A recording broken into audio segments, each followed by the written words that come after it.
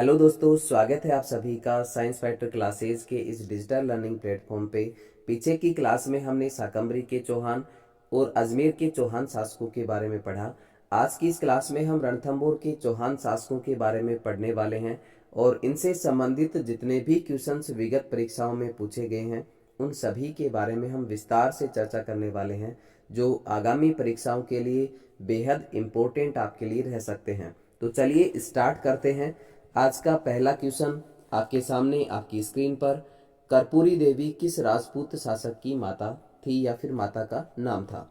Option आपके सामने है महाराणा प्रताप, महाराणा कुंभा, पृथ्वीराज चौहान तृतीय और राणा हमीर। इस क्वेश्चन का राइट आंसर होगा option number C, Prithviraj Chauhan तृतीय।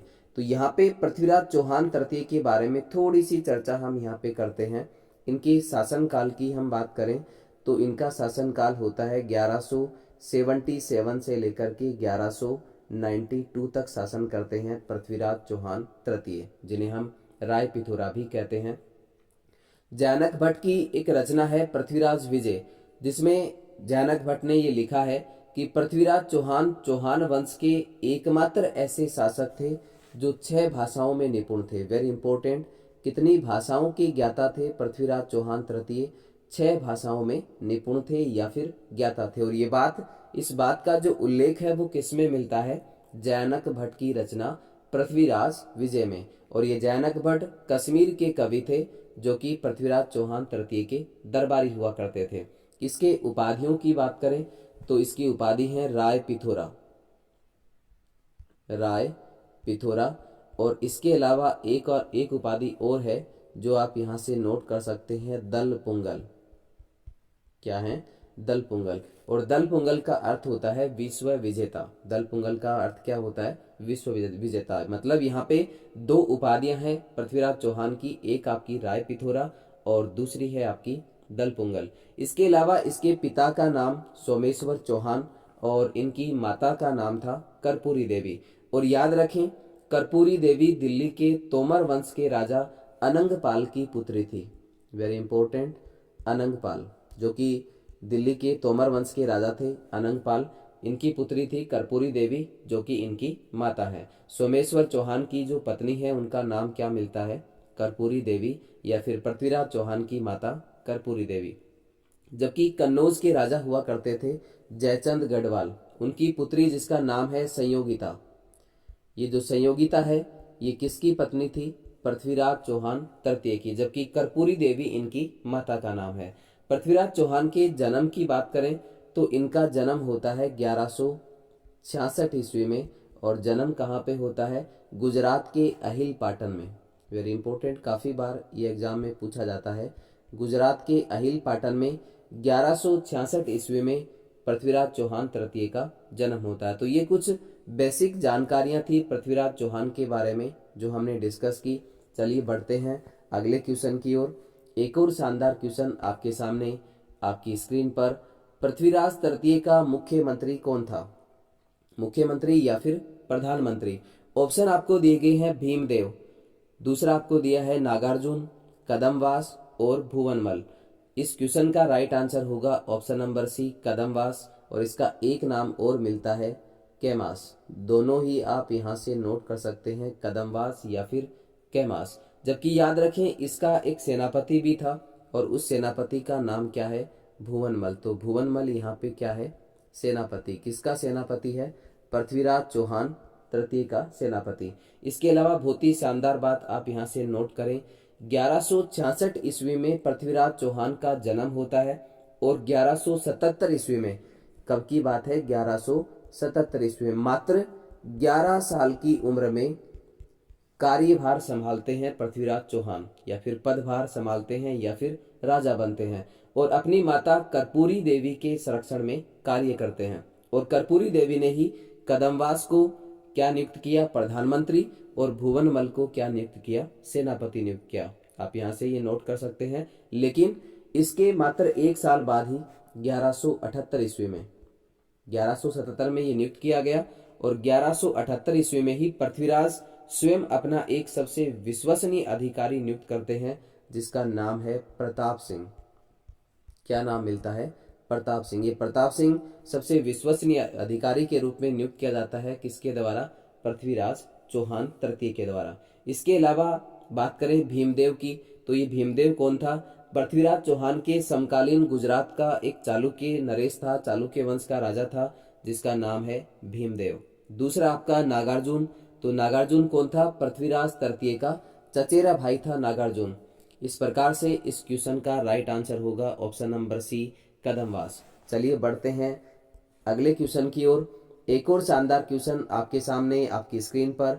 भंडारकों का पूर्णतया दमन निम्नांकित में से किसके द्वारा किया जाता है, या किसने किया था? ऑप्शन आपके सामने है सोमेश्वर, अजयराज, पृथ्वीराज चौहान तृतीय और विग्रहराज चतुर्थ। इस क्वेश्चन का राइट आंसर होगा option number C, Prithviraj Chauhan तृतीय। जब 1177 ईस्वी में पृथ्वीराज चौहान राजा बनता है तो सबसे पहले अपने चाचा के विद्रोह का सामना करना पड़ता है, याद रखें। और चाचा का नाम मिलता है अपार गांगे या अमर गांगे। अपार गांगे कौन था? पृथ्वीराज चौहान का चाचा। और सबसे पहले राजा बनते ही, राजा कब बनता है? 1177 ईस्वी में बनता है। और राजा बनते ही सबसे पहले किसके विद्रोह का सामना करता है? अपने चाचा के विद्रोह का सामना करता है। और इस विद्रोह को दबा भी दिया जाता है और कहते हैं कि अपने चाचा अपार गांगे की हत्या कर देते हैं पृथ्वीराज चौहान तृतीय। इसके बाद नंबर आता है इसके पुत्र नागार्जुन का। नागार्जुन जो कि पृथ्वीराज चौहान का चचेरा भाई था, चचेरा भाई है पृथ्वीराज चौहान का। इसके विद्रोह का सामना भी पृथ्वीराज चौहान को करना पड़ता है, लेकिन नागार्जुन की भी हत्या कर दी जाती है पृथ्वीराज चौहान के द्वारा। और अब बारी आती है भंडारकों की, वेरी इंपॉर्टेंट। भंडारकों का दमन किया जाता है किसके द्वारा? पृथ्वीराज चौहान तृतीय के द्वारा। कब किया जाता है? 1182 ईस्वी में। आप यहाँ से नोट कर सकते हैं, पृथ्वीराज चौहान के द्वारा भंडारकों का जो दमन है वो कब किया जाता है? 1182 ईस्वी में। और इसके तुरंत बाद 1182 की ही बात मैं यहाँ पे कर रहा हूँ, आप साथ साथ नोट करते जाएं। भंडारकों के दमन के तुरंत बाद 1182 ईस्वी में ही महोबा के शासक हुआ करते थे, जिनका चंदेल शासक थे ये, जिनका नाम मिलता है परमार्दी देव। क्या नाम मिलता है? परमार्दी देव। महोबा के चंदेल राजा परमार्दी देव और पृथ्वीराज चौहान के बीच युद्ध होता है, और ये युद्ध कहलाता है तुमुल का युद्ध। तुमुल का युद्ध किसके बीच होता है दोस्तों? तुमुल का युद्ध पृथ्वीराज चौहान तृतीय और महोबा के चंदेल राजा परमार्दी देव के बीच ये युद्ध होता है। और इस युद्ध में विजयी किसकी होती है? पृथ्वीराज चौहान तृतीय इस युद्ध में जीत जाते हैं। और याद रखें, परमार्दी देव के बहुत ही वीर सेनापति इस युद्ध में लड़ते हैं, जिनका नाम मिलता है आला और उदल, वेरी इंपॉर्टेंट। तो आला और उदल किसके सेनापति थे? परमार्दी देव के सेनापति थे, जो कि चंदेल शासक हैं। कहते हैं कि इस इलाके में आज भी इनकी वीरता की जो गाथाएं हैं वो गाई जाती हैं। किनकी वीरता की? आला और उदल की। इसके बाद की हम बात करें 1182 के तुरंत बाद 1184 में गुजरात के चालुक्य राजा हुआ करते थे, जिनका नाम मिलता है भीमदेव, वेरी इंपॉर्टेंट। मैं किसके बाद की बात कर रहा हूँ यहाँ पे? पहले भंडारकों का दमन होता है 1182 ईस्वी में। इसके बाद 1182 ईस्वी में ही तुमुल का युद्ध होता है पृथ्वीराज चौहान और परमार्दी देव के बीच में। अब बारी आएगी 1184 में। तो 1184 ईस्वी में गुजरात के शासक हुआ करते थे चालुक्य राजा भीमदेव। इनको परास्त किया जाता है किसके द्वारा? पृथ्वीराज चौहान के द्वारा। कब किया जाता है? 1184 ईस्वी में। इसके बाद की हम बात करें तो अब नंबर आएगा किसका? जयचंद गढ़वाल का। तो जयचंद गढ़वाल को भी परास्त करते हैं कौन? पृथ्वीराज चौहान। कहते हैं कि जयचंद ने अपनी पुत्री संयोगिता के स्वयंवर में पृथ्वीराज चौहान को नहीं बुलाया था, और ऐसा कहा जाता है कि द्वारपाल के रूप में उनकी जो प्रतिमा है वो स्थापित करवा देता है। और इस स्वयंवर में संयोगिता ने जो वरमाला है वो किसको पहनाई थी? उस प्रतिमा के गले में ही डाली थी। और ऐसा कहा जाता है कि इस स्वयंवर में पृथ्वीराज चौहान संयोगिता को उठाकर ले आए थे और अजमेर में ला करके, ये बात वेरी इंपॉर्टेंट है, कहाँ पे ला करके?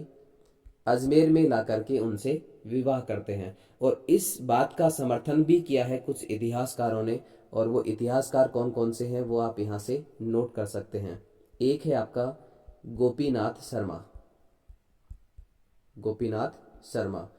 और दूसरा है आपका दशरथ शर्मा, दूसरा दशरथ शर्मा, और तीसरा आप यहाँ से नोट करें CV वैद्य।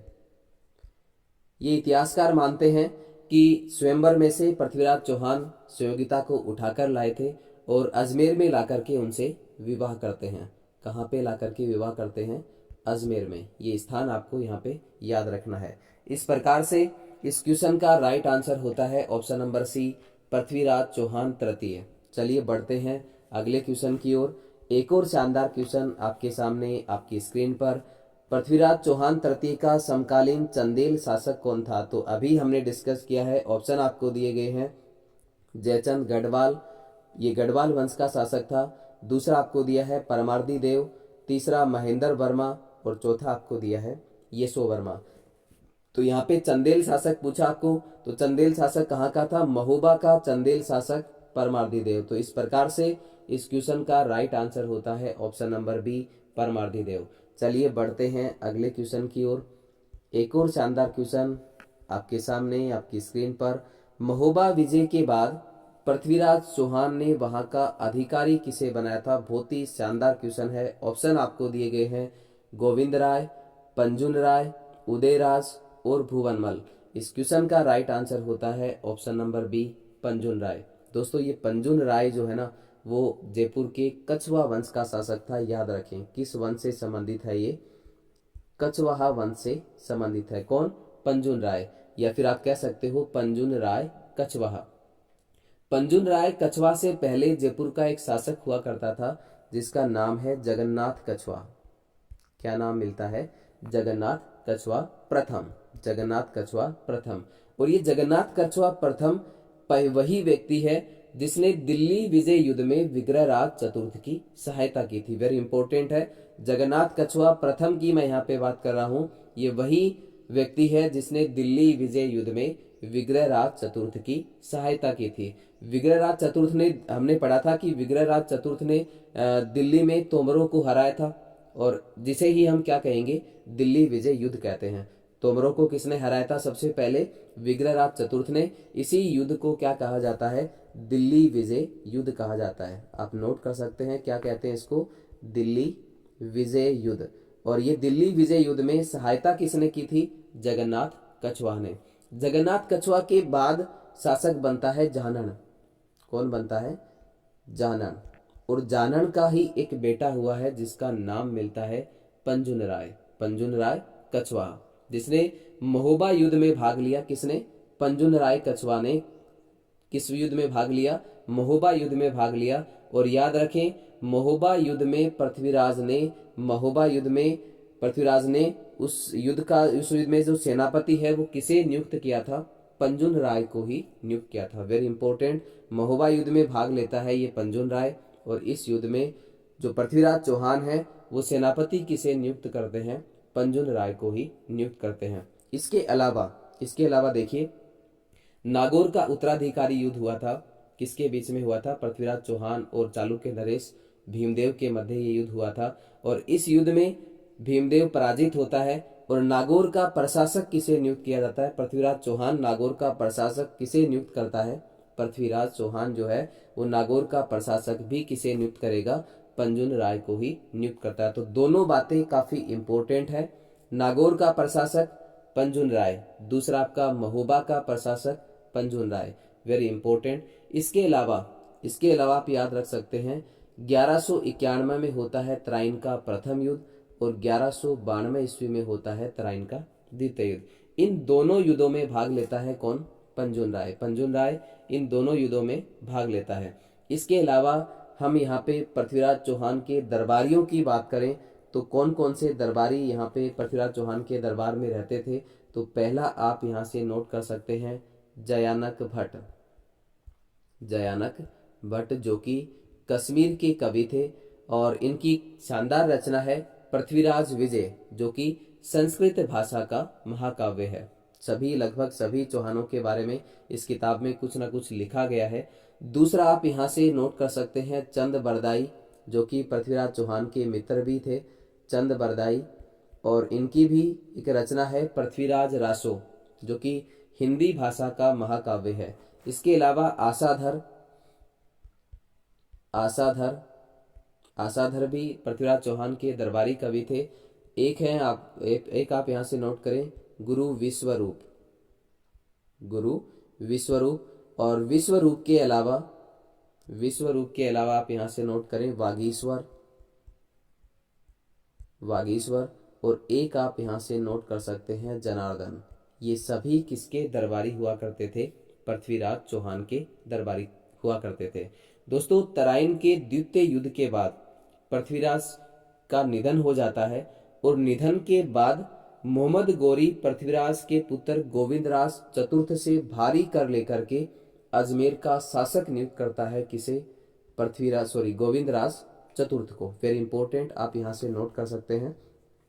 1192 ईस्वी में आपका तराइन का युद्ध होता है पृथ्वीराज चौहान और मोहम्मद गोरी के बीच में। लेकिन इस युद्ध में विजय किसकी होती है? मोहम्मद गोरी की होती है। और मोहम्मद गोरी इस युद्ध में विजयी होने के बाद अजमेर का जो शासक है वो किसे नियुक्त करते हैं? पृथ्वीराज चौहान तृतीय के पुत्र गोविंदराज चतुर्थ को। किसे नियुक्त करते हैं? गोविंदराज चतुर्थ को नियुक्त करते हैं, इससे भारी कर लेकर के। लेकिन याद रखें, कुछ दिनों के बाद ही पृथ्वीराज चौहान का भाई, जिसका नाम मिलता है हरिराज, क्या नाम था? हरिराज जो है वो गोविंदराज को शासक के पद से हटा देता है और फिर गोविंदराज यहाँ से कहाँ चले जाते हैं? रणथंभौर चले जाते हैं। और रणथंभौर में आकर के चौहान वंश की स्थापना की जाती है। किसके द्वारा? गोविंदराज के द्वारा। Very important. तो रणथंभौर में चौहान वंश की स्थापना कौन करेगा? गोविंदराज चतुर्थ, जो कि पृथ्वीराज चौहान का पुत्र है। इस प्रकार से इस क्वेश्चन का राइट आंसर होता है ऑप्शन नंबर बी, पंजुन राय। चलिए बढ़ते हैं अगले क्वेश्चन की ओर। एक और शानदार क्वेश्चन आपके सामने, आपकी स्क्रीन पर। रणथंभौर के चौहान वंश का संस्थापक कौन था? अभी हमने डिस्कस किया था इसके बारे में। ऑप्शन आपको दिए हैं हमीर, विग्रहराज चतुर्थ, कीर्तिपाल। देखिए, कीर्तिपाल जो है वो जालोर में चौहान वंश का संस्थापक माना जाता है। जालोर में चौहान वंश का संस्थापक कौन था? कीर्तिपाल चौहान। चौथा आपको दिया है गोविंदराज। तो रणथंभौर में चौहान वंश की स्थापना कौन करता है? गोविंदराज चतुर्थ, जो कि पृथ्वीराज चौहान का पुत्र है। 1194 ईस्वी में गोविंदराज के द्वारा, आप यहाँ से नोट करें, 1194 ईस्वी में स्थापना कब करता है? 1194 में रणथंभौर में चौहान वंश की स्थापना की जाती है। किसके द्वारा? गोविंदराज चतुर्थ के द्वारा। इसके बाद की हम बात करें, देखिए गोविंदराज चतुर्थ के बाद राजा कौन बनेगा? वालन। और वालन के बाद राजा बनेगा प्रहलादन। और इस प्रहलादन के तुरंत बाद राजा बनता है गोविंदराज का ही वंशज वीर नारायण। वेरी इंपॉर्टेंट, कौन राजा बनेगा? वीर नारायण। आप साथ साथ नोट करते जाएं, वीर नारायण, जो कि गोविंदराज का ही वंशज है। जबकि वीर नारायण एक राजा और हुआ है, सिवाना में भी एक राजा हुआ करता था जिसका नाम मिलता है वीर नारायण पंवार। वो पंवार वंश का शासक था और ये आपका चौहान वंश का शासक है। यदि हम वीर नारायण पंवार की बात करें तो वीर नारायण पंवार वो शासक है जिसने हल्देश्वर की पहाड़ी पर सिवाना के किले का निर्माण करवाया था। जबकि ये जो हम पढ़ रहे हैं अभी, ये चौहान वंश का शासक है। आगे हम बात करें वीर नारायण चौहान की, तो इसी के समय दिल्ली का जो शासक था वो कौन था? इल्तुतमिश था।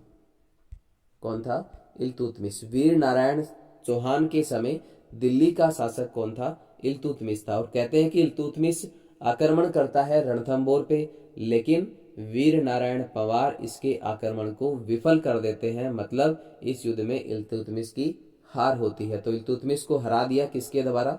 वीर नारायण चौहान के द्वारा। इसके साथ ही आप यहाँ से याद रख सकते हैं कि गुहिल वंश के भी एक राजा हुए हैं जिनका नाम है जेतर सिंह। इसके अलावा जालोर के चौहान शासक जिनका नाम मिलता है उदय सिंह, इन दोनों के द्वारा भी इल्तुतमिश को हराया जाता। तो तीन नाम आपको यहाँ पे याद रखने हैं, गुहिल वंश का जेतर सिंह, और आपके रणथंभौर के चौहान वंश का वीर नारायण चौहान, और जालोर के चौहान वंश का उदय सिंह चौहान। इन तीनों के द्वारा इल्तुतमिश को हराया जाता है। Very important. इसके अलावा हम बात करें तो वीर नारायण चौहान के बाद रणथंभौर का शासक बनेगा जेतर सिंह। कौन बनेगा? जेतर सिंह चौहान। जेतर सिंह चौहान। और जेतर सिंह चौहान के समय दिल्ली का शासक कौन था? नासिरुद्दीन। कौन था? नासिरुद्दीन दिल्ली का शासक था। और इस नासिरुद्दीन को हराया जाता है किसके द्वारा? जेतर सिंह के द्वारा। Very important. इसके बाद शासक बनता है जेतर सिंह का पुत्र हमीर देव चौहान। वेरी इंपॉर्टेंट है। रणथंभौर के चौहान वंश में सबसे ज़्यादा इंपॉर्टेंट आपका कौन सा है? हमीर देव चौहान। किसका बेटा हुआ है हमीर देव चौहान? जेतर सिंह चौहान का पुत्र हमीर देव चौहान रणथंभौर का राजा बनता है। इसके बारे में हम अगली क्लास में डिस्कस करेंगे। तो आज के लिए दोस्तों इतना ही। कल मिलते हैं कुछ और नए क्वेश्चंस के साथ। तब तक के लिए आप सभी साथियों का बहुत बहुत धन्यवाद। जय हिंद, जय भारत।